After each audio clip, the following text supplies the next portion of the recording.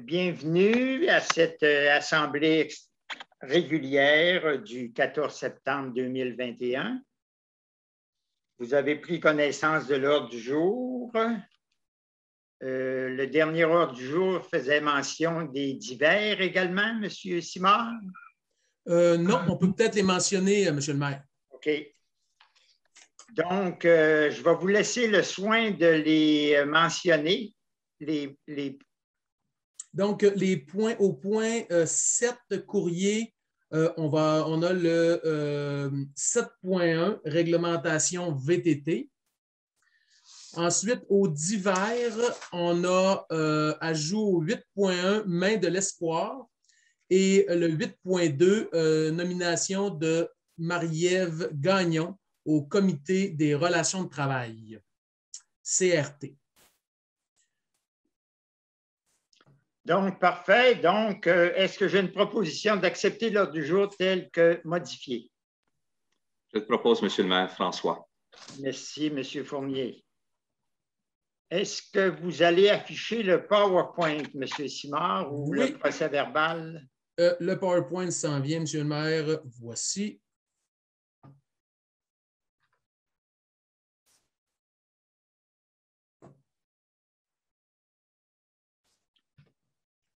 Donc, au point 1B, période de questions portant sur l'ordre du jour. Est-ce que j'ai quelques questions de la part du public?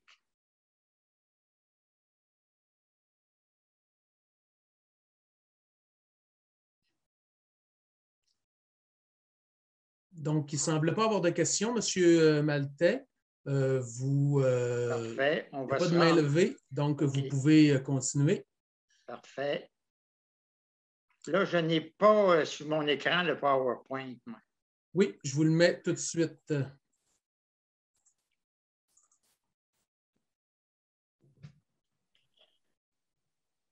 2.1. Adoption et suivi des procès-verbaux de la séance du 10 août. On va commencer par celle du 10 août, la séance régulière.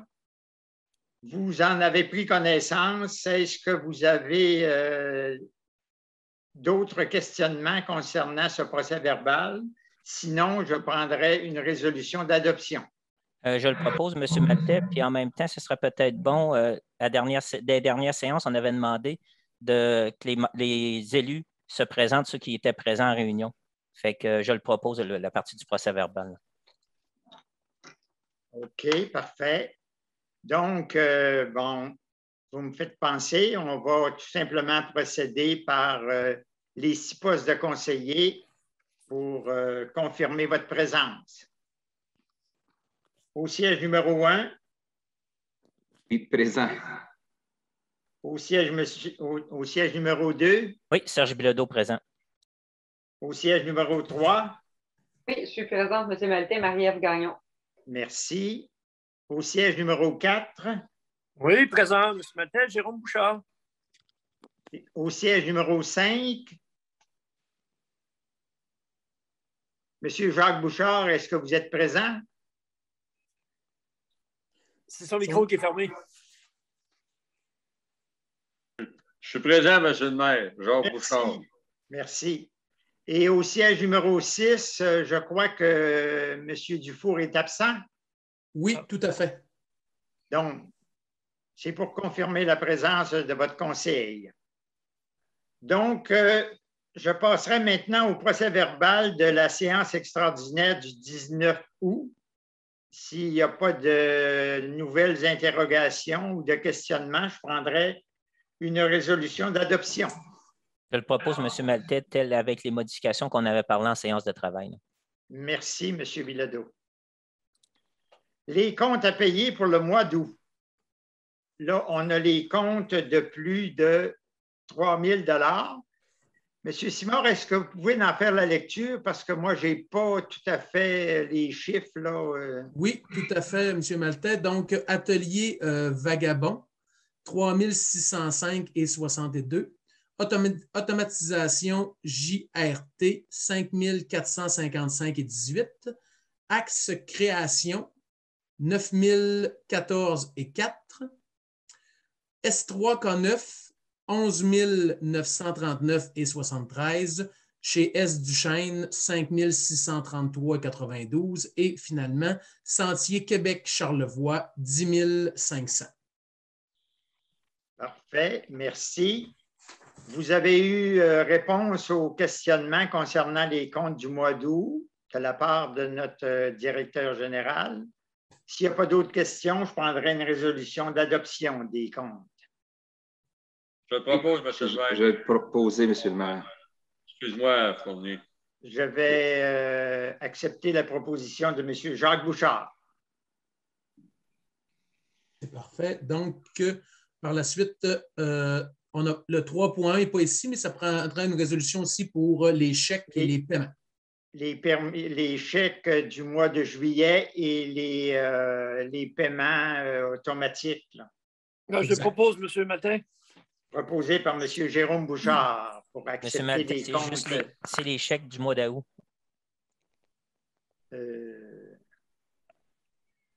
Oui, c'est les chèques et les paiements du mois d'août. Oui, effectivement. Donc, on est rendu aux avis de motion. Avis de motion de dépôt d'un projet de règlement 684, fermeture de chemin. Ça, c'est pas compliqué. C'est à Grande-Pointe, on avait besoin d'une servitude pour l'entretien d'un ponceau. Et on a découvert que le propriétaire avait un empiètement de son bâtiment secondaire sur l'emprise municipale. Et finalement, on s'est entendu à se donner mutuellement une servitude. Donc, vu que c'est une propriété publique, on se doit de procéder à un règlement pour en faire la désaffectation de ce bien public. Donc, est-ce que j'ai quelqu'un pour déposer l'avis de motion? Va déposer l'avis de motion, M. Maltais, Serge Bilodeau. OK. À 4.2, c'est la présentation et l'adoption de ce projet de règlement-là, 684, qui va nous permettre le transfert de ces servitudes-là. Est-ce que j'ai une proposition? Je le propose, Serge Bilodeau. Merci, M. Bilodeau. 4.1 suite. 4.2, présentation et adoption du second projet de règlement 673, modifiant le règlement de zonage pour le couvert forestier. Donc, est-ce que j'ai une proposition d'adoption de ce règlement?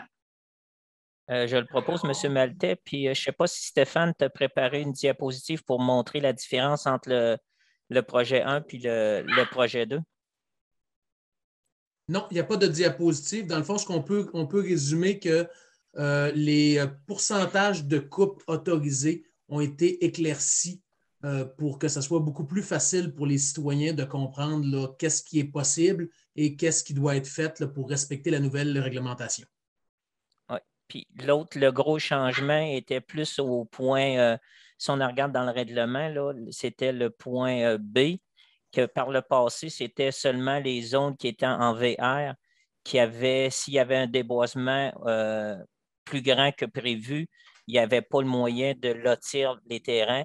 Dorénavant, il est libellé un terrain ayant fait l'objet d'une coupe non conforme. On parle bien d'un terrain et non d'un secteur à la réglementation appliquée, ne pourra pas faire l'objet d'un projet de construction que le dit site de coupe soit uniformément reboisé avec des essences arbusives indigènes d'une hauteur minimum de 6 mètres.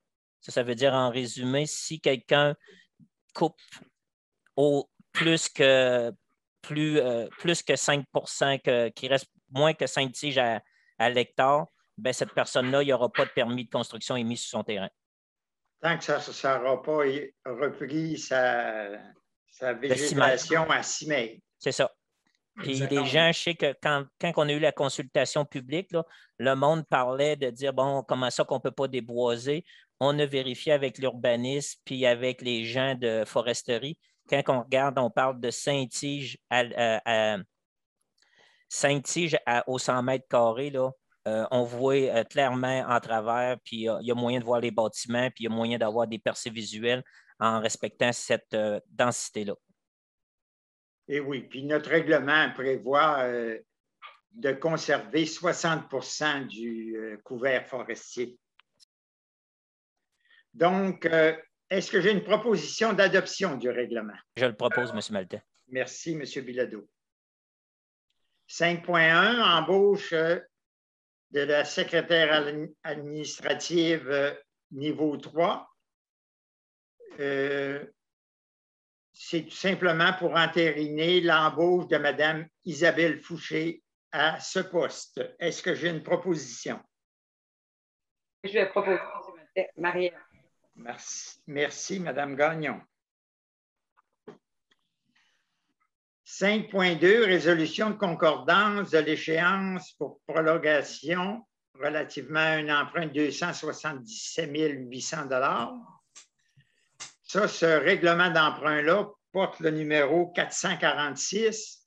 C'était pour enfouir les conduites d'aqueduc et d'égouts lorsque le ministère des Transports a construit le nouveau lien pour se rendre au massif. Donc, est-ce que j'ai une proposition pour oui. cette... Je vais le proposer, M. le maire, puis peut-être juste en passant aussi, il y a une économie substantielle aussi, les taux d'intérêt sont plus bas, donc on parle d'autour de 3 là, à 1,8. Donc, sur ce montant-là, c'est quand même important là, sur 5 ans. Donc, c'est favorable là, pour nos budgets. Parfait. Merci, M. Fournier. Donc, on s'en va à 5.3 pour accepter la soumission de Banque Royale du Canada à 1,82 pour le financement de le renouvellement de ce règlement d'emprunt-là. Je vais le proposer également. Merci, M. Fournier. 5.4, Comité patrimoine et toponymie. Donc, on va finalement changer le nom du Comité patrimoine et toponymie, qui va s'appeler maintenant le Comité patrimoine, culture et toponymie. Donc, c'est un comité de travail qui relève du conseil municipal où il y a plusieurs personnes qui siègent. Donc, je prendrai une résolution de modifier l'appellation du comité patrimoine et toponymie. Je le propose, M. Maltais, Jérôme Bouchard. Merci, M. Bouchard. Et vous avez à 5.4 le comité patrimoine et toponymie. Vous avez les gens qui vont siéger à ce poste-là. Il y a M.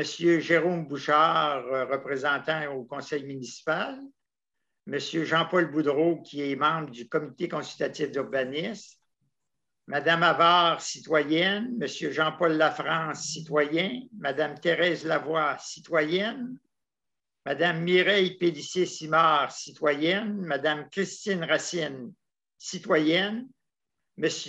Michel Thibodeau, directeur des services d'urbanisme, et M. Richard Tremblay, citoyen. Un gros merci aux volontaires. Excusez-moi, M. Maltais, j'ai juste une question parce qu'il y avait été question lors de la réunion qu'on ajoutait aussi à leur mandat la protection du patrimoine bâti. Est-ce que c'est... Oui, absolument. Oui, c'était fait, c'est discuté. On est obligé d'avoir de toute façon un comité qui s'occupe de ça. Oui, il fallait le mentionner dans la résolution. Est-ce que je me trompe? Oui, tout à fait. Ça va être mentionné. C'est un comité de démolition. Donc, toutes les démolitions qui vont avoir lieu sur le territoire vont devoir, avant, être analysées dans le sens de la culture et du patrimoine. Et c'était une recommandation de la MRC, si je me souviens bien. Tout à fait. Exact, merci. C'était 1940 et moins. Oui, exactement. Parfait. 5.5, servitude Gérard Majola Bouchard. M. Bouchard a un droit de passage à l'ouest de l'édifice municipal. Où est notre, voyons. Notre parc de jeux. Oui, le parc de jeux, là. Donc, c'est tout simplement pour annuler cette servitude-là. Et dorénavant, on va le faire passer par le chemin du quai sur le terrain qui appartient à la municipalité le long de la voie ferrée. Donc, les discussions ont eu lieu avec M. Bouchard et c'est tout simplement, je prendrai une résolution de procéder à la signature de cette servitude-là. Je le propose, M. Maltais. Merci, M. Bilodeau. Pour cette servitude-là, tant que le chemin n'est pas un chemin public, on se doit d'octroyer à M. Bouchard un permis d'occupation. Donc, je prendrai une proposition d'accorder un permis d'occupation à M. Gérard Magella-Bouchard. Je le propose, M. Maltais. Serge Bilodeau. Merci, M. Bilodeau. Mandat Tremblay-Fortin-Arpenteur. OK, c'est pour procéder au relevé technique de la construction d'une piste cyclable qui va nous permettre de se rendre au Club Med. Et il va y avoir deux conditions à ce mandat-là. La première condition, c'est que suite à l'inquiétude de citoyens qui sont inquiets du manque d'intimité vu à l'augmentation d'affluence de la piste cyclable actuelle, qu'on procède à une consultation avec ces citoyens avant de donner le mandat de faire le relevé technique. Et également, on veut également inclure dans cette résolution-là qu'on se doit absolument d'avoir un règlement, une entente avec HDG, qui est propriétaire de la voie ferrée, pour procéder sur l'emprise de la voie ferrée. Est-ce que vous avez autre chose à rajouter, M. Simard? Non, comme vous disiez, dans le fond, c'est qu'il va y avoir une consultation citoyenne et on va chercher à trouver des pistes de solutions pour essayer de réduire les problématiques reliées à l'achalandage. Et la rencontre là, avec le bail, avec le chemin de fer Charlevoix pour en venir à une entente gratuite. Parfait. Excellent. Et, donc, excusez, oui. M. Maltais, juste au niveau de l'achalandage, c'est pas juste réduire l'achalandage, en même temps de favoriser l'intimité des citoyens des visés. Là. Fait que c'est vraiment, comme on dit, d'essayer de trouver des pistes de solutions pour que les gens retrouvent leur intimité, puis en même temps que la municipalité puisse bénéficier d'une piste cyclable. Oui, c'est ça leur inquiétude, mais on va les rencontrer. C'est ça. Donc, est-ce que j'ai une proposition? Je propose, il n'y a pas de problème, M. Maltais. Parfait, merci. M. Jérôme Bouchard propose. À 5.8, c'est pour la confection des plans et devis par M. Serge Landry de Harpo Groupe Conseil de procéder aux plans et devis pour la piste cyclable, toujours avec les mêmes conditions que celles énoncées précédemment. Je propose, M. Maltais. Merci, M. Bouchard-Jérôme. Réfection de la rue Victoria-Desgagnés. Donc, ACDX veut prolonger la rue Victoria-Desgagnés, qui a quand même un gros débroussaillage de fait présentement.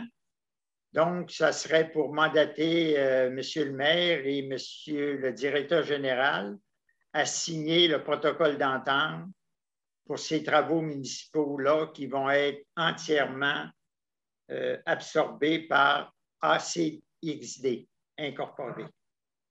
Est-ce que j'ai une proposition? Je vais le proposer, M. Maltais. Puis pour situer les citoyens, c'est l'ancien développement domaine de la Martine. Puis dorénavant, je pense qu'il s'appelle domaine Calmia. Calmia, c'est ça. Parfait. Merci, c'est une section, c'est un tronçon de rue. Là. Il va en rester d'autres, mais c'est un tronçon. Là. Oui, qui avait déjà fait l'objet de travaux, mais Oui. Puis, c'est pour compléter, ouais. Comme dans tout protocole, il n'y a pas aucun permis qui va être émis tant que aussi longtemps que la rue n'est pas conforme aux normes municipales qui soient transférées à la municipalité. Puis, comme vous mentionnez, tout aux frais du promoteur. Excellent, c'est bien ça. Donc, qui me l'a proposé déjà? Ça va être moi, M. Maltais. Merci, M. Bilodeau. 5.10, fin de probation pour notre directeur général, M. Stéphane Simard. Est-ce que j'ai une proposition? Je propose, M. le maire. De l'embauche. Proposé par M. Jacques Bouchard? Oui. Merci, M. Jacques Bouchard.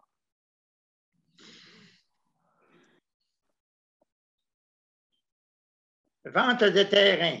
On a procédé à un appel pour la vente du terrain 4 791 420 $ et l'offre la plus généreuse est celle de M. Gilda Desgagnés au montant de 12 293 $ et 54 sous.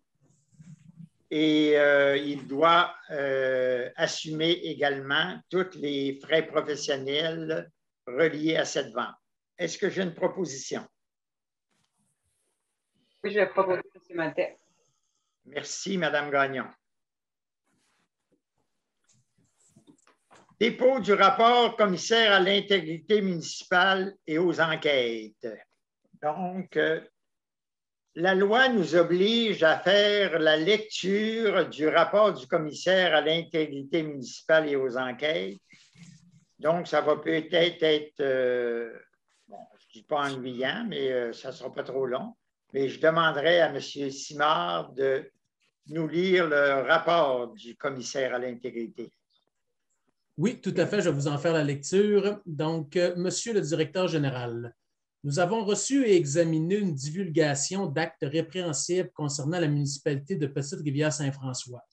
La divulgation portait sur des conflits d'intérêts, du favoritisme et l'utilisation de ressources municipales par un employé municipal. Conformément à l'article 15 de la loi facilitant la divulgation d'actes répréhensibles à l'égard des organismes publics, nous vous informons que nous mettons fin à notre enquête, considérant que les renseignements obtenus ne permettent pas de soutenir que des actes répréhensibles ont été commis au sens de l'article 4 de cette même loi.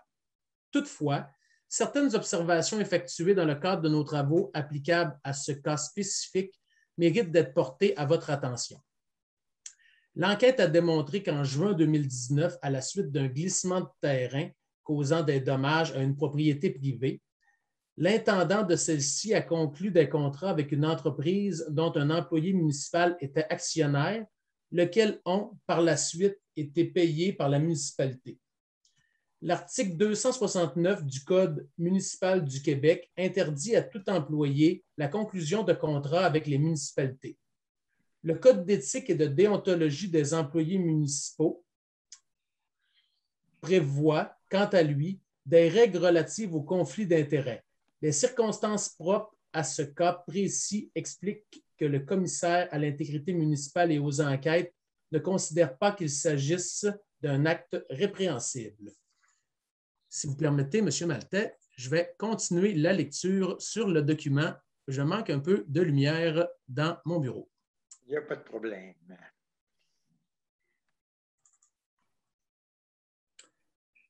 Donc, pour continuer, nous avons aussi constaté l'utilisation de terrains, de main-d'œuvre,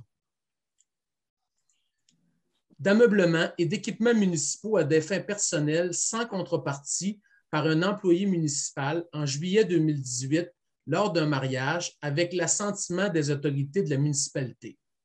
De même, durant quelques minutes, le camion incendie a servi à transporter le marié, un employé municipal. L'article 5.4 du Code d'éthique prévoit qu'il est interdit à tout employé de la municipalité d'utiliser les ressources de cette dernière à des fins personnelles ou autres que les activités liées à l'exercice de ses fonctions. L'enquête a démontré que cette situation s'étant produite pour une occasion exceptionnelle et que l'employé municipal a demandé l'autorisation nécessaire pour emprunter le camion incendie. Pour l'utilisation des autres biens et services de la municipalité aux fins de son mariage, l'administration avait le devoir de s'assurer que ce soit à titre onéreux comme pour l'ensemble des citoyens. Conséquemment, nous ne pouvons pas conclure que l'employé a commis un acte répréhensible. Par contre, ni lui, ni les autorités mises en cause composées d'élus de la direction et du chef des incendies ne pouvaient ignorer le code d'éthique. Enfin, l'étude au cours de notre enquête de certains contrats avec la municipalité conclus en 2017 et 2021 nous a permis de constater des manquements au respect de la délégation de pouvoir d'autoriser des dépenses découlant du règlement 367. Rappelons que c'est par résolution que les contrats d'un montant supérieur à une délégation de pouvoir doivent être autorisés, et ce, avant que la dépense ne soit engagée. Dans ces circonstances, le CIME recommande au conseil et à l'administration municipale que la municipalité s'assure qu'une formation en éthique et déontologie soit donnée à l'ensemble des employés actuels et à tous ces nouveaux employés et mette l'emphase sur les règles entourant la gestion contractuelle, d'adopter une politique pour le prêt ou la location des ressources municipales et les coûts associés s'il y a lieu, que les fonctionnaires ou employés qui ont une délégation de pouvoir découlant du règlement 367 du 13 août 2007 indiquent chacune des dépenses effectuées dans un rapport distinct des comptes à payer et qu'ils le transmettent mensuellement au Conseil. Le CIME, conformément à l'article 14 de la loi sur le ministère des Affaires municipales, des régions et de l'occupation du territoire, formule les directives suivantes à la municipalité. Qu'à titre de directeur général de la municipalité de Petite-Rivière-Saint-François, vous déposiez le présent avis et que vous en fassiez la lecture aux membres du Conseil à la prochaine séance ordinaire que celui-ci tiendra. Que la municipalité fasse rapport au CIME de la mise en œuvre des recommandations ou directives énoncées dans la présente correspondance dans les 4 mois suivant sa réception. Veuillez agréer, Monsieur le directeur général, l'expression de nos sentiments les meilleurs, et c'est signé par Jean-Sébastien Girard pour Richard Villeneuve, qui est le commissaire. Merci, M. Simard. Et les recommandations sont déjà en œuvre et on va corriger ce qui était manquant, ce qui a été soulevé par le commissaire. Tout à fait. Donc, ça prend une... Oui, j'aurais besoin d'un proposeur. On en a fait un dépôt, oui. Oui. Le dépôt, M. Maltais, Marie-Ève. Merci, Mme Gagnon.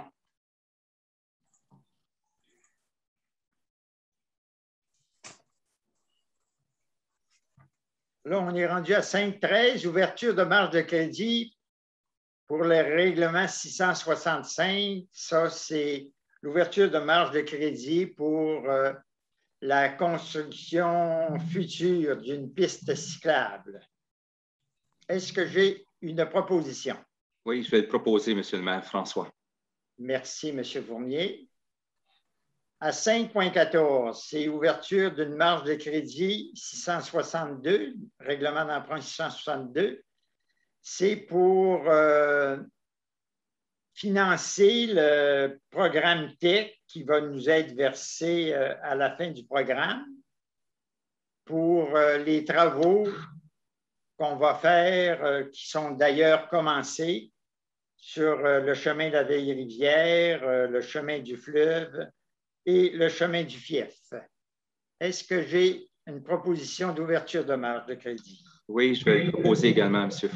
Maltais. Merci, M. François.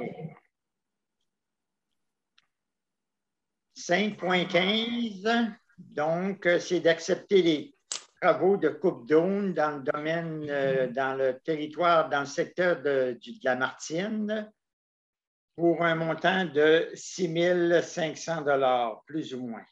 Est-ce que j'ai une proposition? Je vais le proposer, M. Maltais, puis c'était déjà au budget, cette dépense-là. Merci, M. Bilodeau.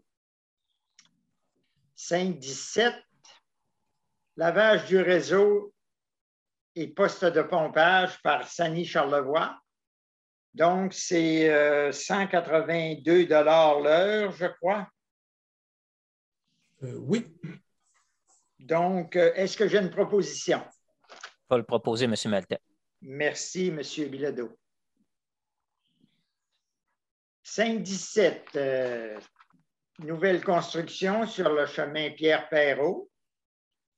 Cette demande de permis doit passer au comité consultatif d'urbanisme en vertu du règlement sur les PIA. Le comité consultatif recommande l'émission du permis. Est-ce que j'ai une proposition? Je propose, M. Maltais. Merci, M. Jérôme Bouchard. À 5.18, c'est aussi en vertu du règlement sur les PIA. Oui, Pour effectivement. émettre un permis pour la réfection de la couverture. Ça a été analysé par le comité consultatif d'urbanisme qui recommande l'émission du permis. Est-ce que j'ai une proposition? Oui, M. Mattet, je proposé, en fait, c'était de changer la tôle pour les bardeaux alors qu'on est dans un secteur où il y a entièrement déjà des bardeaux d'asphalte. Comme ça. Merci, Mme Gagnon.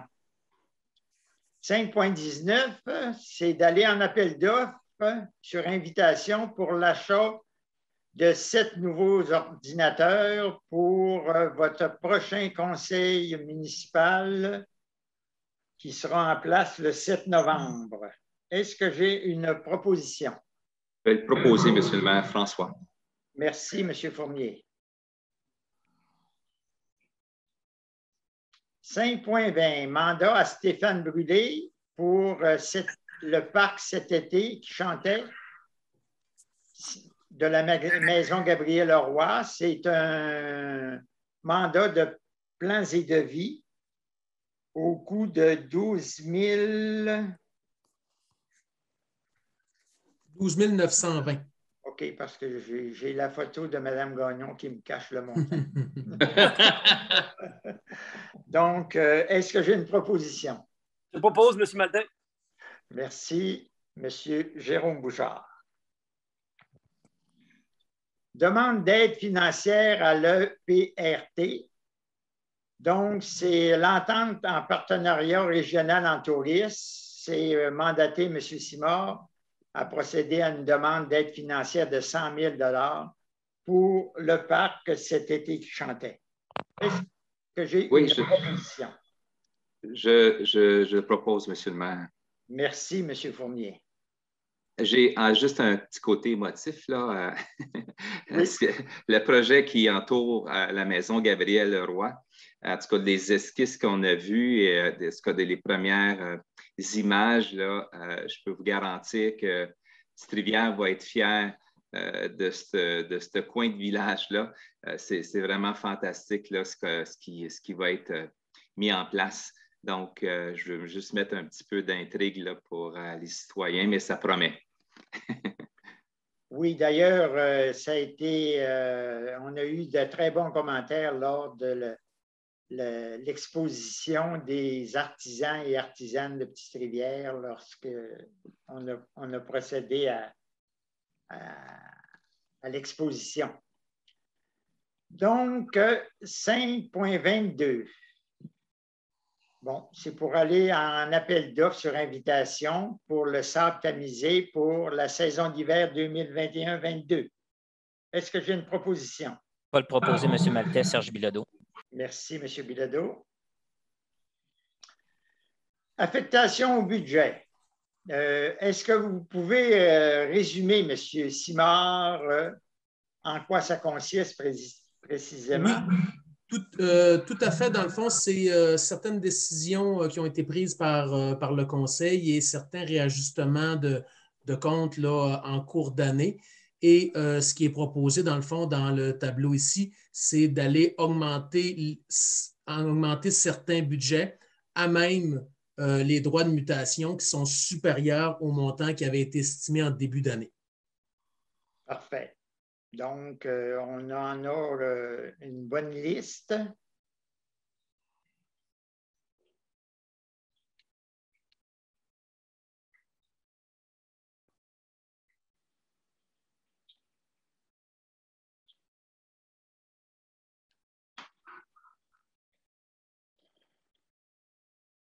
Je vais le proposer, M. Maltais. Merci, M. Bilodeau. Prise d'acte des permis en août 2021.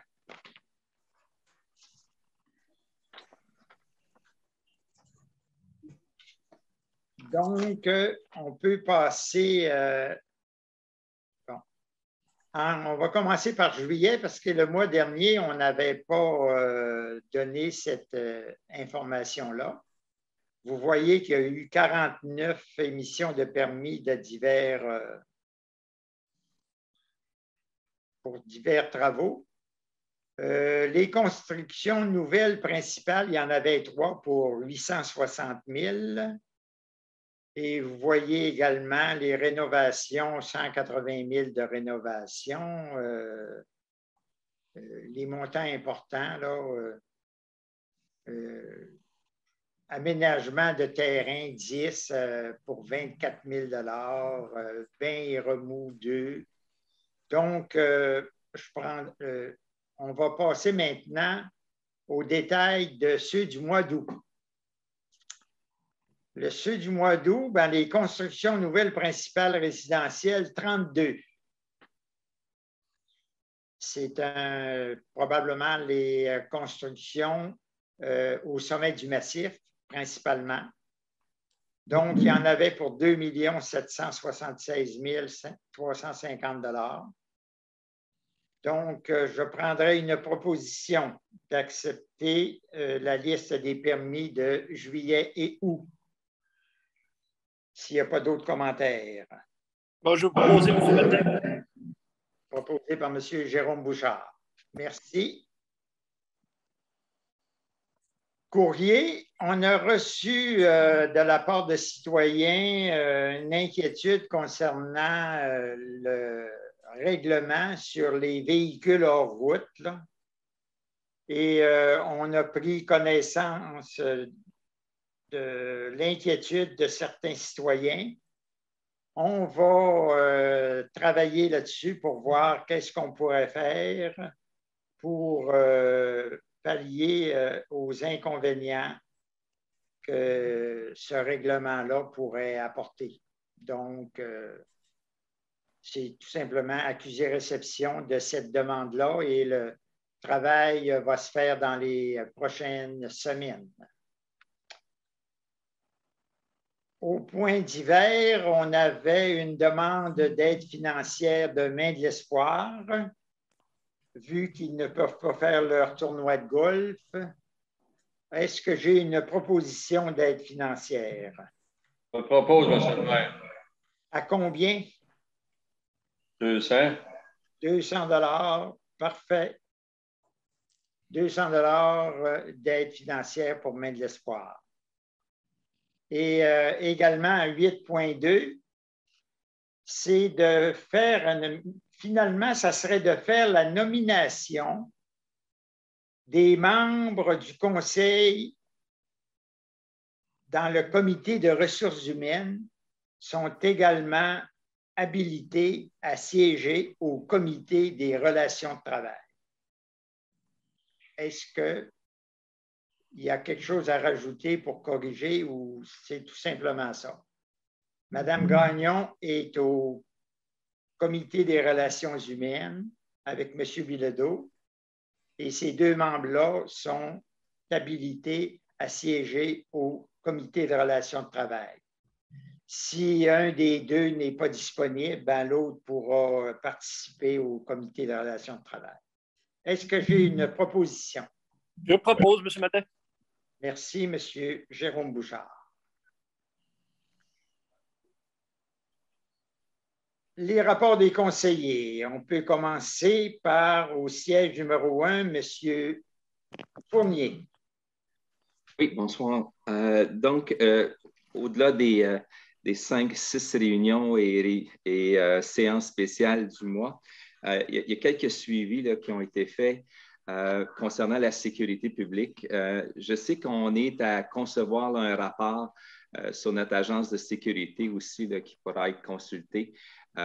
pour voir un peu le travail qu'ils font et l'efficacité là, qui est en fonction de leurs objectifs. Donc, il y a un suivi qui se fait là-dessus auprès de l'administration. Donc, on avait également des demandes de citoyens concernant de fameux panneaux de sécurité qui vont aviser, qui vont faire un meilleur job que nos panneaux d'incendie qu'on voit qui ne sont pas toujours à jour et toute autre information. Donc, on est à valider les prix et dans notre futur budget, si on arrive à trouver les sous, c'est quelque chose là, sur lequel on se penche en ce moment. Donc, ça sera décidé là, dans les prochains mois lors de notre budget 2022. Également, donc, il y a du suivi aussi qui se fait pour des citoyens qui s'interrogeaient à savoir pourquoi seule la Caisse populaire est autorisée là, pour nos paiements de taxes. Il y a également du travail là, qui se fait là-dessus. On devrait avoir de l'information prochainement pour tous ceux qui ont des institutions différentes que les caisses populaires. Comité de budget, ça sera, on a une rencontre de prévue là, dans la prochaine séance, là, le prochain mois, pour travailler sur les premiers ébauches, dans le fond, sur les budgets. Et également, ça conclut ce que j'avais à dire sur mon suivi. Donc, au suivant. Merci, M. Fournier. À vous la parole, M. Bilodeau. Oui, pour ma part, au niveau des rencontres du comité RH, on a eu des rencontres du comité en préparation pour l'évaluation du DG et des rencontres avec le DG. Au niveau du conseil, comme M. Fournier a mentionné, on a eu des rencontres de travail, de consultation publique et des spéciales. Ensuite, j'ai eu une formation au niveau du FQM qui était gratuit sur le programme d'aide financière pour la remise en état des sablières et gravrières. Après ça, il y a eu des demandes de citoyens qui nous ont été acheminées. La seule chose qu'on peut faire, c'est assurer de l'avancement du dossier auprès du DG. Fait que ça, on a fait ça à ce niveau-là. Au niveau des travaux publics, toujours en attente du MTQ pour les travaux d'intersection principale Martine-Vieille-Côte. On attend toujours un retour de leur part. Après ça, il y a certains citoyens qui nous ont mentionné qu'ils avaient vu le camion, le 10 roues de la municipalité à Saint-Urbain. Juste pour vous dire, c'est que le camion a été chercher du gravier chez un fournisseur un vendredi. Fait que tout est en règle. Ce n'est pas le contremaître qui était parti avec le 10 roues. Là. Fait que juste pour vous préciser. Après ça, le gravier est en place pour au niveau du pavage des différents trucs. M. Maltais a parlé. Le gravier est en place dans les rues des Vieilles-Rivières, Rigolet, Hameau, puis Fief. L'empierrement des fossettes va être fait dans la rue de la Vieille-Rivière cette semaine et le pavage devrait se terminer d'ici quelques semaines. Fait que ça fait le tour des dossiers qui sont sous ma tutelle. Merci, M. Bilodeau. Madame Gagnon? Oui. Alors, de mon côté, concernant l'urbanisme, d'abord, le règlement 677, nous en sommes encore à la compilation des résultats. Nécessairement, les citoyens auront une réponse, là, soit par voie d'un référendum, par l'adoption d'un règlement ou toute autre possibilité là, liée à ce type de processus-là réglementaire. Aussi, en ce qui concerne l'urbanisme, on avise là, que 45 avis d'infraction liés aux matières résiduelles surtout, donc on parle des bacs et d'insalubrité. En fait, c'est que ces avis d'infraction-là ont été émis dans les secteurs surtout de la Martine et du Fief, dans le cadre là, du calendrier des inspections là, qui a été émis par le service. On parle d'un avis et c'est par la suite seulement là, que des constats d'infraction réels qui viennent avec des amendes là, peuvent être émis. Ensuite, du côté du projet participatif, je voulais féliciter là, le comité organisateur de l'Expo du Plateau des Arts pour le succès de l'événement. Et j'en profite aussi pour mentionner que les autres projets sont toujours actifs, les autres projets participatifs. Toutefois, il y avait quelques éléments là, supplémentaires à valider de ce côté-là, mais sachez que ces deux projets-là supplémentaires n'ont pas été abandonnés. Et peut-être de nature un peu plus personnelle, question de laisser le champ libre à des personnes très intéressantes et respectueuses qui souhaitent peut-être solliciter mon siège. Je voulais annoncer publiquement que je ne me représenterai pas aux prochaines élections municipales. Donc, ces personnes-là pourront maintenant se manifester. Merci. Merci, Madame Gagnon. C'est avec regret qu'on qu'on va vous laisser aller. Donc, maintenant rendu à M. Jérôme Bouchard. Oui, merci, M. le maire. Ben, dans le fond, on va profiter pour remercier Mme Gagnon. On l'apprend en même temps que vous pour son bon travail, parce qu'elle a toujours été à l'affût et toujours défendu ses idées, que c'est très important dans un conseil. D'ailleurs, il y a les mises en candidature pour les élections municipales sont du 17 septembre au 1er octobre, si je ne me trompe pas. Ceux qui sont intéressés, c'est ouvert à tout le monde. C'est une belle expérience. Moi, je suis là depuis 2009, en fait. Puis je devrais être encore là dans la petite boîte de scrutin, probablement. Alors, pour nous, ben, on a vu la relance du comité de toponymie, culture et démolition, parce qu'on n'aime pas ça de dire démolition, c'est négatif, mais c'est plus de préservation du patrimoine, tout ça. Fait que c'est le fun, beaucoup de membres sont intéressés. C'est des très belles réunions positives et c'est de l'histoire de Petite-Rivière qu'on parle tout le temps. Et si jamais il y a des gens qui seraient intéressés de nous rejoindre aussi, n'hésitez pas, on va être ouvert à toute candidature qui veulent s'impliquer dans l'histoire de Petite-Rivière et qui connaissent un brin là-dedans aussi.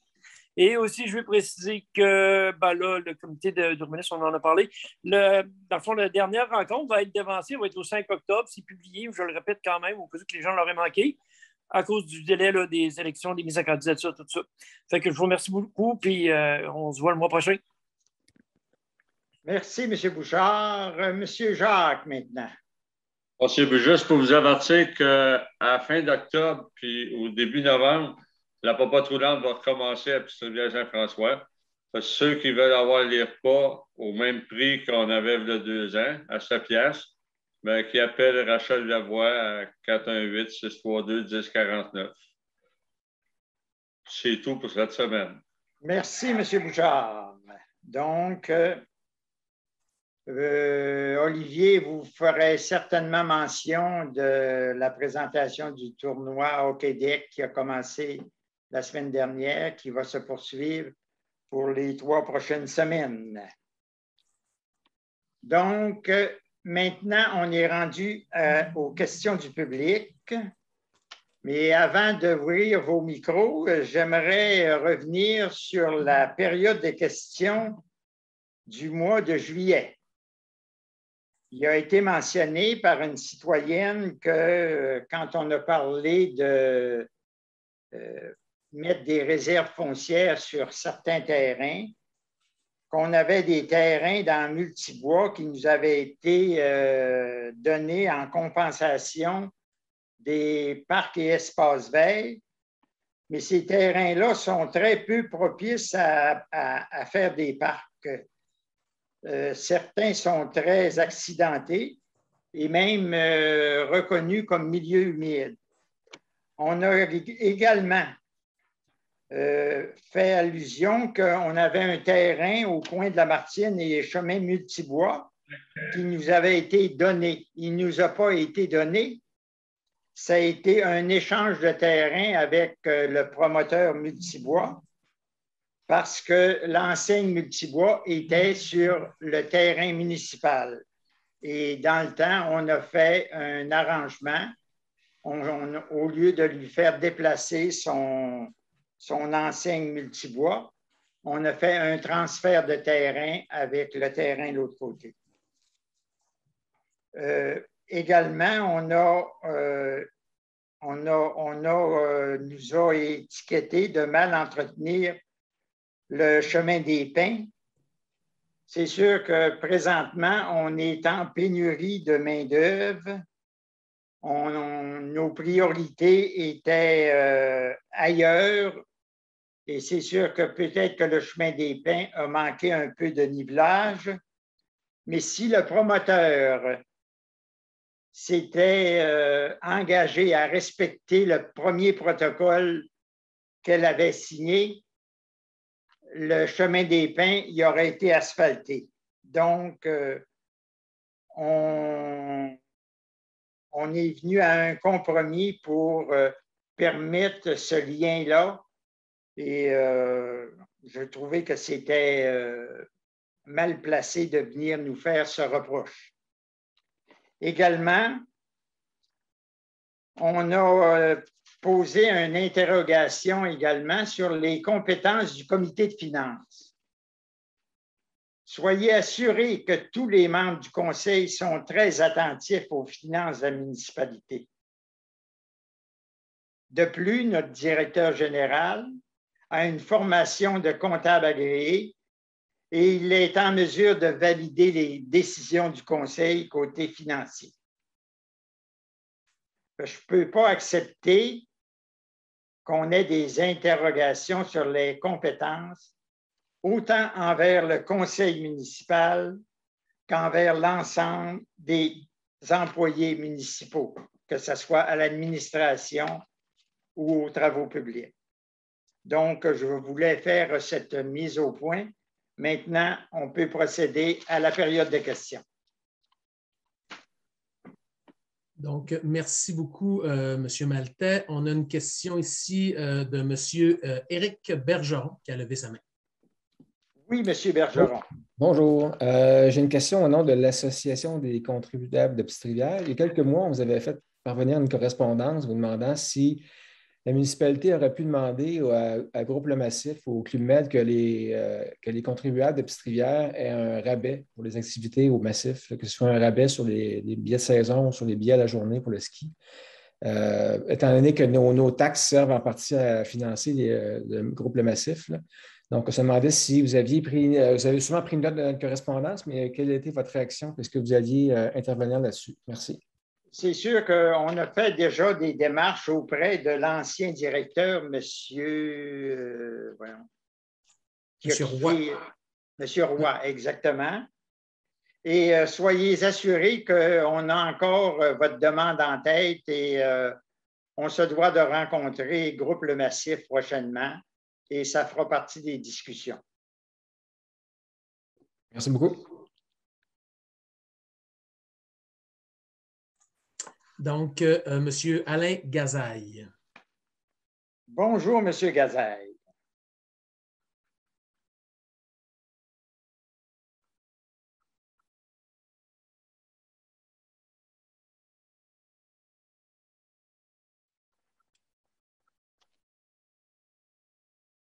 On n'entend pas, M. Gazaille.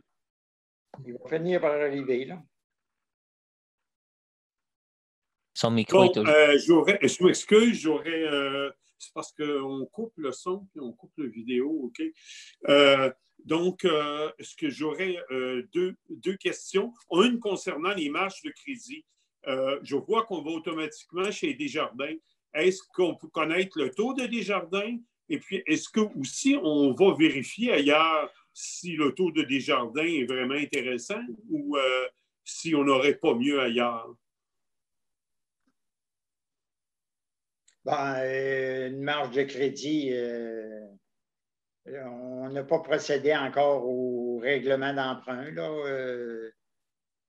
C'est sûr qu'en attendant, ça nous prend de l'argent si on a des dépenses à faire, mais le taux probablement est plus élevé qu'un règlement d'emprunt régulier, là, mais je pense que ce que M. Gazaille voulait mentionner, c'est que est-ce qu'on compare ce taux offert par Desjardins avec d'autres institutions bancaires? Stéphane, peut-être? Je vous dirais que c'est la première fois que j'ouvre deux marges de crédit dans le cadre de prêts. L'ensemble des services financiers et des comptes de la municipalité se retrouvent chez Desjardins. Donc, est-ce qu'il y avait un magasinage qui se faisait? Je ne peux pas vous répondre. Par contre, je peux m'engager pour M. Gazaille de regarder, de donner l'information sur les taux d'intérêt qui sont reliés à ces marges de crédit-là qui seront ouvertes. On va magasiner, M. Gazaille. Est-ce qu'il y a un taux préférentiel pour les... y a-t-il un taux qui est accordé aux municipalités dans leur ensemble, peu importe l'institution? Est-ce que c'est possible?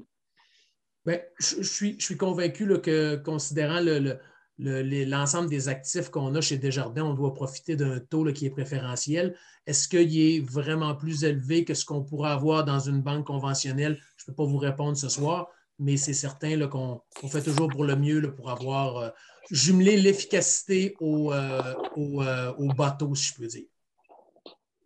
Okay, bien, merci. Puis j'aurais juste une remarque, c'est que dans la vitesse, à l'heure actuelle, les vieilles côtes, j'habite dans les vieilles côtes sont très utilisées Et puis, je veux dire,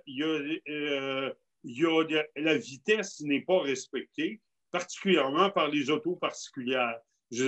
En ce qui concerne les camions, de façon générale, il n'y a pas de problème parce que j'en ai discuté avec les camionneurs et puis, je veux dire, il y a une espèce de réseau chez les camionneurs et puis ils s'avertissent. Là. Ça s'est réglé de cette façon-là avec les camionneurs qui allaient aussi extrêmement vite puis qui faisaient beaucoup, beaucoup de poussière. Mais en ce qui concerne les particuliers, c'est beaucoup plus difficile parce que c'est des gens qui peuvent venir de l'extérieur, qui viennent de n'importe où, mais ça dépasse de beaucoup. On sert un peu la descente là, qui part de la Martine, qui se rend jusqu'au Tourment, comme une espèce, souvent une piste de course pour remonter ou pour redescendre. Fait que je ne sais pas ce que la municipalité pourra faire là-dessus, un dos down, je ne sais pas quoi, mais il faudrait peut-être que ça soit regardé. En tout cas, parce qu'il y a moi, mais il y a aussi les voisins aussi qui vivent la même problématique. Fait qu'on va, oui, au départ, on va rapporter le tout à la Sûreté du Québec pour une surveillance accrue. OK, merci. Merci, M. Gazaille. Donc, merci, M. Gazaille. Madame Maranda. Bonjour, Madame Maranda. Bonsoir, est-ce que vous m'entendez bien? Très bien. Alors, je voulais revenir sur le déboisement. Je me demandais, quand la municipalité octroie un permis de déboisement sur des terrains, est-ce qu'il y a une certaine forme de validation par la suite par une inspection ou une visite du terrain pour constater le réel déboisement qui est effectué? Oui, par un ingénieur forestier. Puis ça se fait à combien de temps après l'émission du permis? L'ingénieur forestier, là, nous, on a les services de l'ingénieur forestier de la MRC qui se doit de donner un permis sylvicole et une fois que c'est terminé, il est censé aller faire la visite pour voir si... Et il nous fait rapport. OK. Puis si nous, on constate qu'il y a peut-être exagération dans le déboisement, on peut toujours le signaler à la municipalité? Oui, puis on va sensibiliser notre ingénieur forestier. Parfait, je vous remercie.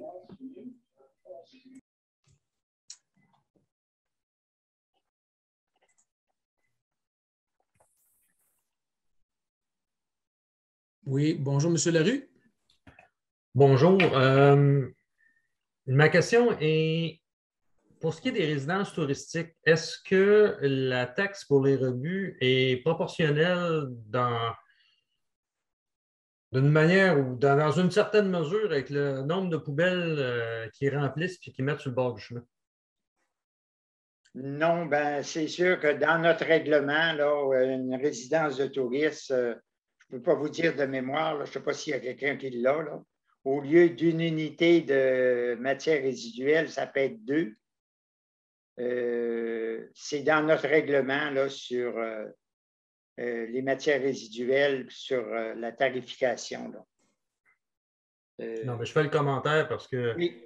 Il y a un de mes voisins qui a une résidence de tourisme, que ses 3 poubelles n'étaient pas suffisantes. C'est qu'il y a un paquet de sacs qui ont été mis à côté des poubelles que les ratons laveurs ont défoncés.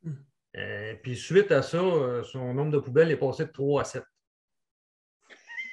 Puis à première vue, j'aime autant que les poubelles soient dans 7 poubelles, les déchets soient dans 7 poubelles, qu'ils soient dans 3 poubelles puis dans des sacs qui sont éventrés. Par contre, d'un autre côté, nous, comme municipalité, je pense que la MRC payait à la tonne les rebuts, le prix qu'ils payent ces rebuts. Si tu en génères 3 fois plus que moi parce que tu as 3 poubelles, normalement, ça devrait être, je me dis que la taxe devrait être proportionnelle. Là, essentiellement, les non-résidences touristiques financent l'élimination des rebuts des résidences touristiques qui ont 2, 3, 4, jusqu'à 7 poubelles. Ils n'ont pas de poubelles brunes, par contre, là, qui coûtent moins cher, mais essentiellement, c'est des gros générateurs de poubelles. Puis je m'interroge à savoir si la taxe ne devrait pas être plus proportionnelle aux déchets qui ont de l'air à générer. Effectivement, M. Larue, il y a des taxes qui sont supplémentaires pour les vidanges pour les résidences touristiques et c'est la même chose également pour ceux qui consomment au village également pour ce qui est de l'eau consommée. Donc, les résidences touristiques ont une taxe supplémentaire pour ces deux éléments-là. Mais cette taxe-là, est-tu proportionnelle à l'usage? Si je peux me permettre, M. Larue, c'est certain que ce n'est pas en fonction du nombre de poubelles, ça c'est certain. De mémoire, je crois que c'est du simple au double ou du simple au 1,5, là. Mais je prends votre commentaire. Effectivement, passer un certain nombre de poubelles, est-ce qu'il pourrait y avoir d'autres unités? C'est quelque chose qui pourrait être envisagé puis, pour essayer de rapprocher l'utilisateur payeur, dans le fond, là, tenir une meilleure adéquation.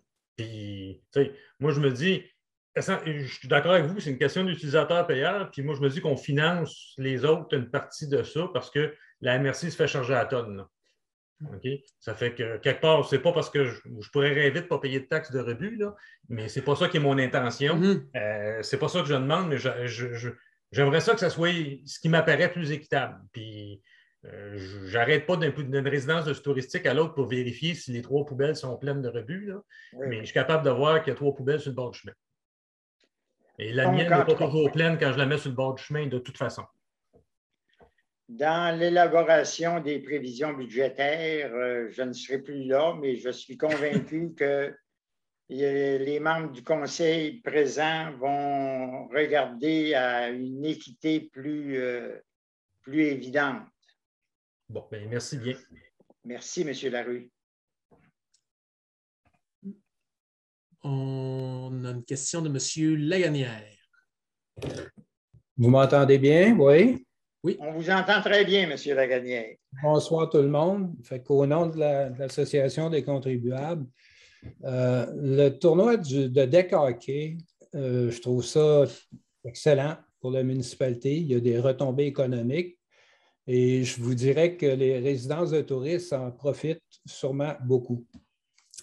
La question que je me pose, c'est que d'après moi, les joueurs ne dépensent pas toute leur énergie sur la patinoire parce que samedi soir, jusque tard dans la nuit, même à 5 heures du matin, ça placotait tout le tour, puis des fois, ça criait pas mal. En fait, ma question, c'est plus au niveau de la sécurité. Puis surtout que là, M. Fournier vient d'en parler, que vous allez regarder ça, de quelle façon ça fonctionne. Mais est-ce qu'actuellement, il y a des rondes qui sont effectuées dans des moments critiques, comme durant les tournois de hockey? On va en avoir encore pour 3 autres fins de semaine. Est-ce qu'il y a des rondes effectuées? Est-ce qu'il y a des rapports? Quand il y a un téléphone, faire une plainte, est-ce qu'il y a des rapports d'événements? Est-ce que les gens sont recontactés par la suite pour dire que le problème est réglé ou non? En fin de compte, c'est des mesures qui se font normalement quand il y a une plainte sur n'importe quel sujet, dans n'importe quel organisme. Est-ce que ça se fait? Bien, c'est sûr qu'on peut sensibiliser notre agence de sécurité, là, SK39. Là.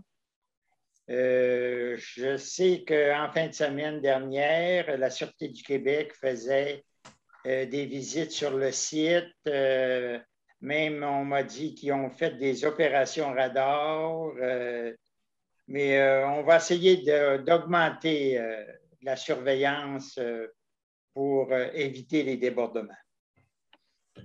Bon, dans le règlement qui a été adopté, le 677, il avait été proposé 100 mètres de distanciation un peu pour partout dans toutes les zones.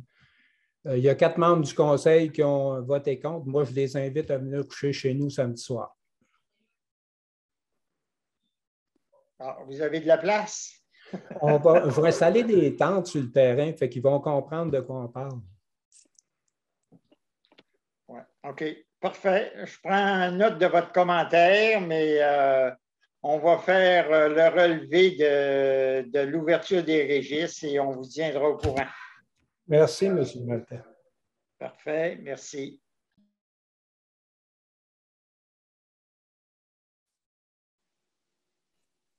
Donc, est-ce que nous avons d'autres questions? Monsieur Simard, André Havard, j'aimerais pouvoir, je ne suis pas capable d'entrer, je ne sais pas si vous m'entendez. Oui, on vous entend bien, Mme Havard. Bon, parfait. Je vais essayer de mettre la vidéo. Non, vous ne pouvez pas démarrer votre vidéo parce que c'est l'animateur qui l'a désactivée. Je vais donc garder audio, c'est pas grave, vous m'entendez? On vous entend très bien, Mme Havard. Parfait, oui. Merci, M. Maltais. D'abord, j'aimerais juste revenir sur un peu le même problème que M. Lagagnère, les problèmes des feux d'artifice, surtout en période de sécheresse. J'ai aujourd'hui envoyé un courriel à M. Simard là-dessus.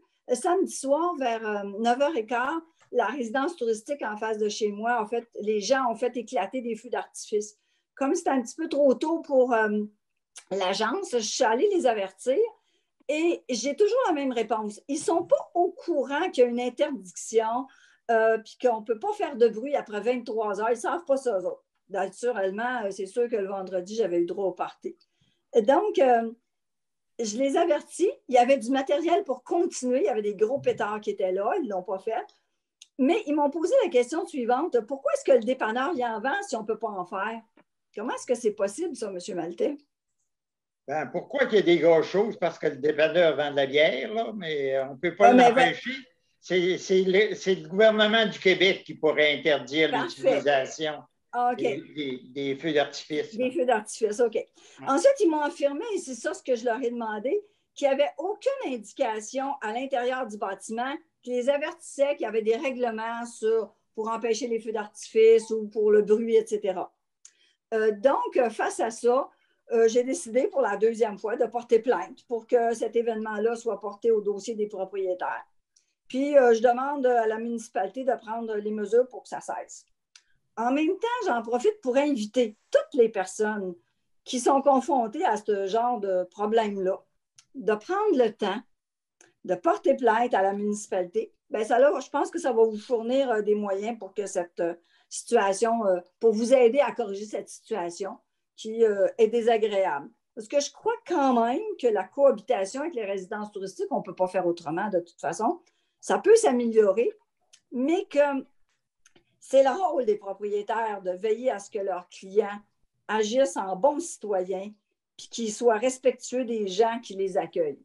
J'espère que le fait que vous entendez peut-être plusieurs fois des résidents permanents, que je veux dire, il y a comme un décalage entre les gens qui viennent de l'extérieur et qui pensent qu'ils sont sur une autre planète puis qu'il n'y a pas personne qui reste autour, bien, ça va vous permettre d'avoir des outils pour peut-être venir pour faire en sorte que, je veux dire, ce problème soit corrigé. Je l'espère vraiment.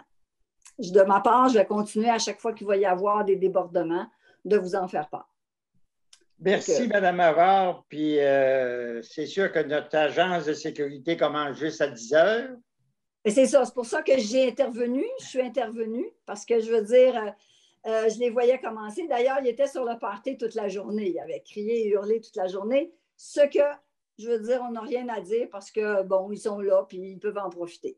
Mais à un moment donné, je pense que les feux d'artifice, je pense que les gens de la ville ne sont pas au courant qu'ici, dans la montagne, il y a vraiment une forêt et qu'en période de sécheresse comme on est, bien, ça peut être vraiment très dangereux. Là. Oui, surtout que tout près de chez nous, il y a eu quand même une maison qui a explosé. Là. Je veux dire, c'est assez... Ouais. On va trouver un moyen de publiciser notre interdiction. Votre idée de mettre des pancartes dans chaque résidence touristique est excellente. Je pense qu'à ce moment-là, les touristes qui vont venir vont être au courant et ça va les inciter un petit peu plus à respecter nos règlements. Alors, je vous engage à continuer dans cette idée-là, que chaque résidence touristique ait une affiche. Ça va aussi sensibiliser les propriétaires. Puis les touristes vont être sensibilisés parce qu'ils ne pourront plus nous dire « Mais non, on ne savait pas, nous autres. » là. Mais oui, vous le savez, c'est indiqué. Alors, parfait, Mme Havard.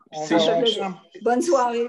Si je peux me permettre, Mme Havard, également, si on arrive à trouver les sous pour nos fameux panneaux électroniques avec c'est ce genre d'informations-là qui pourrait être publicisées pour faire un rappel à tous ceux qui entrent à Petite-Rivière que les feux d'artifice, comme les feux à ciel ouvert ou toute autre information pertinente là, sur la sécurité là, des citoyens, pourrait promouvoir également. Donc, on va tenter de faire passer cette idée qui pourrait également aider.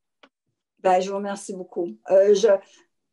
J'ajoute aussi que l'autoroute des Vieilles-Côtes est toujours ouverte et que ça descend quand même assez vite. Je ne suis pas la seule à penser à ça. Et que j'espère qu'éventuellement, comme il y a beaucoup, beaucoup de circulation, bien que ce petit tronçon de route, quand l'arrangement principal Martine-Vieille-Côte sera fait par le MTQ, bien que je veux dire, ça pourrait être asphalté. Ou sinon, ben, amenez-nous un petit peu d'abat poussière parce que vraiment, on en mange beaucoup par les temps qui courent. Voilà. Parfait, Mme Havard. On prend bonne note de vos commentaires. Merci, M. Maltais. Bonne soirée. Monsieur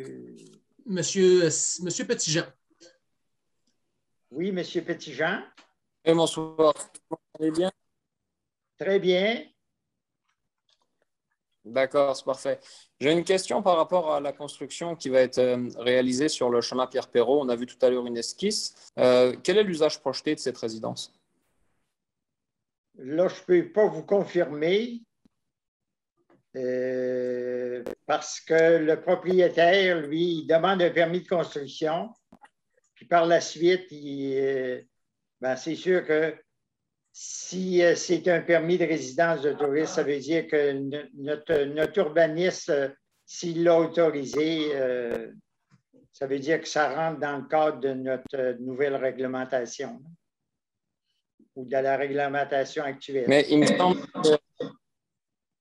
semblait que lors de la dépose de permis, il fallait spécifier l'usage. En tout cas, en ce qui me concerne, je pense que c'était ça. Mais Monsieur Petitjean, je pourrais vous donner l'information, mais ce soir, avec les documents qu'on a, je ne peux pas répondre à votre question. Est-ce que c'est une résidence de tourisme ou une résidence permanente? Très bien. Est-ce que c'est possible qu'à l'avenir, lorsqu'il y a des permis de construire qui doivent être émis, si vous possédez l'information, et j'espère que vous la possédez, est-ce qu'on puisse le savoir? Est-ce que c'est possible que une information soit publique? Parce qu'à mon sens, la vie de n'importe qui peut changer considérablement si en face de chez lui se bâtit une résidence de location touristique qui va être le party ou pas, ou si c'est quelqu'un, un couple de retraités qui va venir faire sa retraite. Je pense que ce n'est pas du tout le même voisin. Résidence de location touristique, me concernant, c'est des voisins que je souhaite à personne. Donc, je pense que ce serait vraiment d'utilité publique qu'on ait cette information afin qu'on puisse réagir ou au moins savoir à quoi s'en tenir. Et d'autre part, j'aimerais lorsqu'il y aura un changement d'usage à ce propos, est-ce que ça va être à la discrétion du service d'urbaniste ou est-ce que ça va être quelque chose qui va être abordé en conseil municipal? Il faut que ça passe au comité consultatif d'urbanisme pour voir si ça respecte. D'accord, donc ce n'est pas quelque chose qui est... Et on va informer notre service d'urbanisme dorénavant de s'informer lors de la demande d'émission d'un permis de construction, l'intention du propriétaire, est-ce que c'est une résidence de tourisme ou résidentielle pour vous en faire part lors de l'acceptation des permis. Très bien, je vous remercie. J'ai une question subsidiaire concernant le service de sécurité. Est-ce que le service de sécurité, lorsqu'ils prennent leur service à 10 heures le soir, est-ce qu'ils prennent les messages qui se trouvent sur le téléphone? Parce que moi, ça a déjà braillé pas mal là, durant la journée de façon assez fatigante, là, assez intense. Dans ce cas-là, vers, mettons, 8 heures le soir, là, je laisse un message pour dire de peut-être passer, parce que c'est sûr que ça a déjà braillé toute la journée, ça va encore brailler le soir. Est-ce que le service de sécurité prend les messages? Est-ce que ça, c'est une information que vous avez ou pas? Moi, je ne l'ai pas pour le moment, mais on va vérifier ça. On va vérifier ça pour voir si... Très bien, je vous remercie. Troisième chose, oui, je pense également, évidemment, j'avais déjà aussi abordé le sujet, qu'un panneau qui explique brièvement les différentes règles de bon voisinage, implanté, si possible, à l'extérieur de la résidence de location touristique afin que tout le monde puisse voir sa présence, sinon ça va être fait à la discrétion du propriétaire. Je pense que ça peut avoir un impact réellement significatif avec des gens qui sauraient à quoi s'en tenir et non pas qui feraient le party et ensuite seraient comme pris après coup par l'agence de sécurité ou par moi-même ou par la SQ ou par n'importe qui. Je veux dire, ça me paraît plus sensé de prendre les choses en amont qu'en aval, mais Donc, moi, je rejoins vraiment cette initiative. Si elle pouvait se faire, je pense qu'on pourrait vraiment apporter de la sérénité aux gens qui habitent ici réellement. Parfait, M. Petitjean. On prend bonne note et on va... Si je peux me permettre également, M. Petitjean, puis Stéphane, corrige-moi, mais je crois qu'on est en train de travailler sur les amendes également. Donc, il faut aussi que pour les gens qui ne sont pas respectueux de leur voisinage, aient des conséquences monétaires. Donc, oui, il y a des avertissements, puis oui, on peut tenter de rejoindre l'agence et la SQ, mais éventuellement, là, il va falloir qu'on émette là, aussi des amendes. Donc, pour différents éléments de notre règlement sur la qualité de vie, que ce soit l'abattage d'arbres ou des infractions pour les vidanges ou tout autre, bien, on se doit là, d'avoir un peu plus de mordant peut-être, puis c'est quelque chose aussi qu'on regarde. D'accord, je comprends, c'est très bien, mais je pense qu'un touriste qui est averti de ce qu'il a le droit de faire et de ne pas faire en vaut deux. Et je pense qu'avant d'arriver aux amendes, au moins que tout soit averti sur un pied d'égalité. Je pense que lorsqu'on roule sur la route, là, c'est marqué la vitesse à laquelle on a le droit de rouler. On le sait déjà, là. On est averti, là. C'est qu'ensuite, libre à nous de respecter ou pas. Mais, je veux dire, c'est difficile de reprocher à quelqu'un qui arrive ici de ne pas faire n'importe quoi. En effet, c'est marqué nulle part. Il peut légitimement penser que chez lui, il ne l'aurait pas fait. Mais je veux dire, si en plus c'est marqué clairement à l'extérieur du bâtiment, c'est très facile de dire, bon, manifestement, vous ne respectez pas. C'est donc une volonté de nuire, délibérée ou pas, mais ça se discute. Mais je suis pour aussi les amendes, hein, c'est bien correct. Okay. Moi, je veux rajouter, M. Petitjean, pour vous.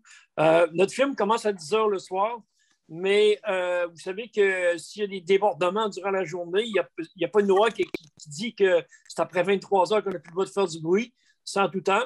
Et puis, vous pouvez très bien appeler la Sûreté du Québec à ce moment-là qui devrait se déplacer en cas de débordement majeur là, intolérable. Oui, je suis bien d'accord. Je suis bien d'accord. Je l'avais déjà fait, mais je considère toujours que ce n'est pas forcément leur mission première et qu'ils ont sûrement mieux à faire. Mais non, je sais bien. D'accord. Merci beaucoup, M. Petitjean. Pour moi, merci. Monsieur Larue? Oui, je voudrais faire un commentaire, deux commentaires finalement, au sujet des amendes qui seront imposées à ceux qui ne respectent pas le règlement sur le bien-vivre ensemble.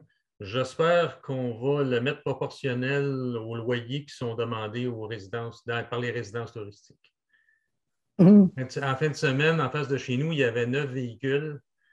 Au 9 chemin des Caps, il y avait 8 véhicules, puis au 5, il y avait 4 véhicules. Quelque part, il faut croire que si on a besoin de 8 véhicules pour payer le loyer est relativement dispendieux, puis une amende de 100 $ séparée entre 8 propriétaires de véhicules, sans doute 16 personnes. C'est du petit change. Leur bière, ça leur coûte plus cher de bière que ça va coûter d'amende. Ça fait que il faudrait que les amendes soient proportionnelles, relativement salées. L'autre commentaire que je ferais, puis je ne sais pas où est-ce qu'on en est rendu pour l'Internet, mais M. Petitjean, malheureusement pour lui, à ma connaissance, n'a pas accès à l'Internet via le câble ou la fibre optique. C'est pour ça que la conversation, son discours est un petit peu saccadé. Est-ce que les zones qui n'ont pas de connexion Internet sont toutes identifiées dans la municipalité? La MRC, principalement avec Mme la directrice générale, Mme Karine Horvat, a dénoncé la couverture Internet pour à peu près tout le territoire de Lamartine et du Fief. Le bureau du premier ministre, c'est lui qui autorise de nouvelles zones qui auraient été oubliées. Et c'est sûr que la MRC est encore en démarche et ils se sont donnés jusqu'au mois de décembre pour compléter la liste des zones qui sont mal desservies. C'est sûr que, je ne sais pas, on prend ExploreNet. ExploreNet font de la publicité, là, 100 mégabits pour 59 là. Le territoire, ExploreNet peut couvrir le territoire de la Martine et même celui du Fief.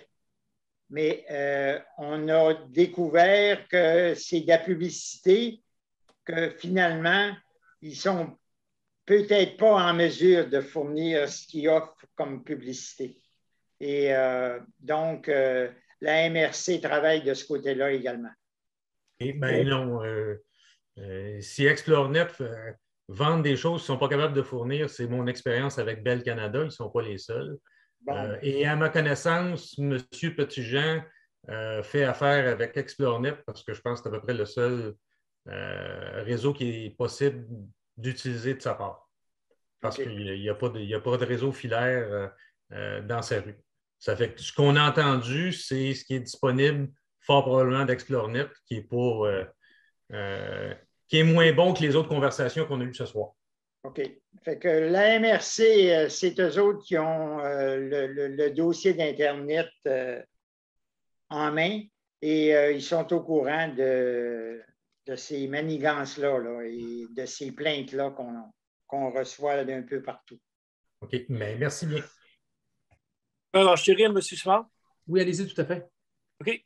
Par pur hasard, cet après-midi, j'ai tombé en contact avec quelqu'un qui m'a donné la référence et puis je suis tombé en contact avec la directrice du développement pour Bell Internet Fibre à haute vitesse, que tout le monde connaît.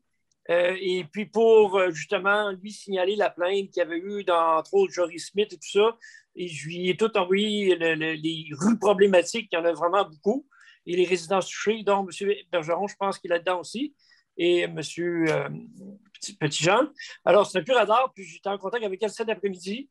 Et il va y avoir un suivi rapide là-dessus. Puis, tu sais, quand on est en contact, des fois qu'on réussit à attraper un contact plus haut, bien, des fois, je pense que ça va faire réellement avancer le dossier. Je pense que c'est une note très positive. Et elle va être au courant. Tu sais, souvent, les directeurs ne sont pas au courant des problématiques dans les petits villages.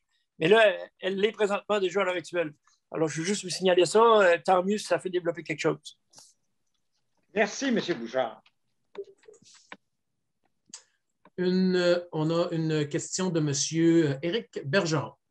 En fait, c'est plus pour partager une bonne nouvelle que faire une question. J'ai fait des représentations auprès de Mme Horvat ainsi qu'au cabinet du premier ministre. Et puis, on m'a confirmé que c'était à cause d'une base de données erronée de Industrie Canada qui disait que le secteur du hameau, entre autres, était couvert par le câble. Donc, eux s'étaient fiés à des vieilles bases de données qui n'étaient pas correctes. Maintenant, la MRC a fait des vérifications et des représentations et on m'a assuré que le secteur serait dans la liste où Vidéotron poserait de la fibre, parce que c'est Vidéotron qui a eu le contrat du gouvernement du Québec pour cet endroit-là. On m'a confirmé que tout était beau tout était beau maintenant pour le secteur en question. Et que ce serait fait d'ici septembre 2022. C'est la promesse du premier ministre. Ce serait fait d'ici septembre 2022. À savoir quand, ça va sûrement prendre plusieurs mois. Là, ayant travaillé dans ce domaine-là dans le passé, ça ne se fait pas en 3 semaines.